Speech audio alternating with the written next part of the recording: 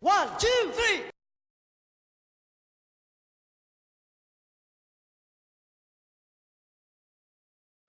Okay, I'm going to tell you real briefly where I made my mistake when I was flying this thing and how I crashed it. So, here's what you see. Here's the controller. Okay, you see this switch right here, and this one. This is called the obstacle avoidance, and this is a mode. Like you flip it up here, it goes into smart mode. Middle, they call it angle mode. Way down, like this here, it's called return to home.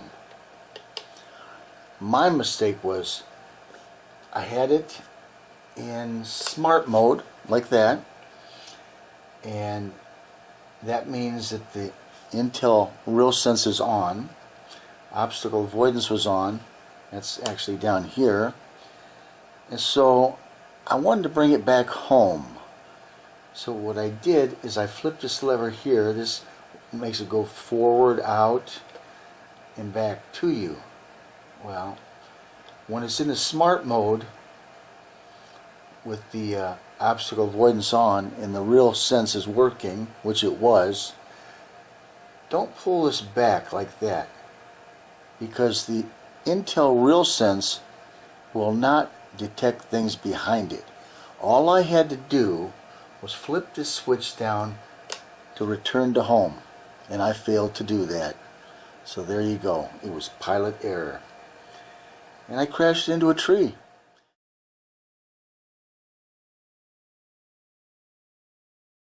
And the thing flies well. You just you got to be a good pilot and got to learn this stuff. If you don't, you can crash it, even if it's in smart mode with RealSense on. So be aware. Learn your drone before you just go out and start flying. One mistake, and you see what happens. This is one of the landing gears, and what actually broke was a piece that goes onto here. It was a motor, and I had to order a couple of motors to put back on there. And when the drone is functioning properly, you flick a switch and the landing gear like goes zzz, up like this, and this is the down position when it lands. So let me tell you what broke on this drone is two of the landing gears, and the landing gears have motors in them, and so they're cheap enough in price, so I had to order two of those, and they go right down in here. One here and one goes over here.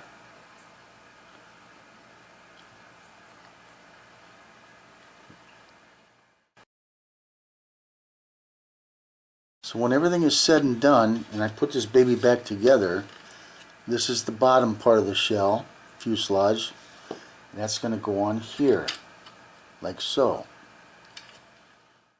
In the top of the drone is going to go on here, like so.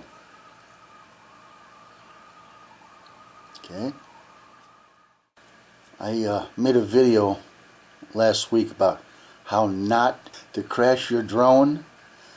Well, you can crash them if you're not careful. So here's the bottom part of the drone, the body, the fuselage. I had to take this off and I had to take the top off. I'm going to show you a couple things here, what kind of things you have to go through to repair it if you do crash it. I'm sure you can see this pretty good. You see this right here, this little cable right here. Those things, everything in here, very intricate. These are little antennas. But here, when you start unplugging these things, and there's a few of them, you better be very, very careful. Because if you break these, you got some problems. And when you start taking this baby apart, you just got to be very careful. That is a teeny little screw, and there's several of those. And you don't want to lose them. What you're looking at is the underside of this drone. Let me show you the top side here. There you go. Now when I took this baby apart, there's, see this right here? There's another little plug right here.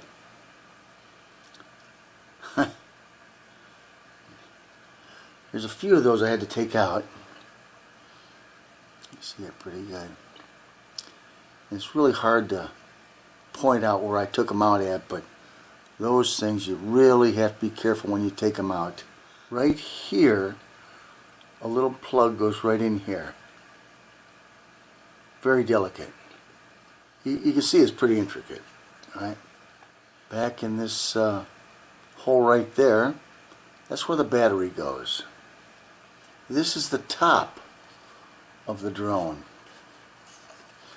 And like I said, here's one of those connectors I was telling you about, the little plugs.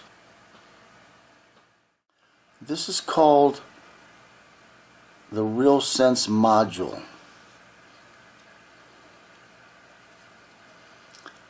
This is supposed to prevent the drone from crashing. And it does. It does a great job of that. But see, when you get a dummy like me, they call it pilot error. I'm the dummy. I crashed it, even though it had this on there, because I made a mistake. Another connector right here.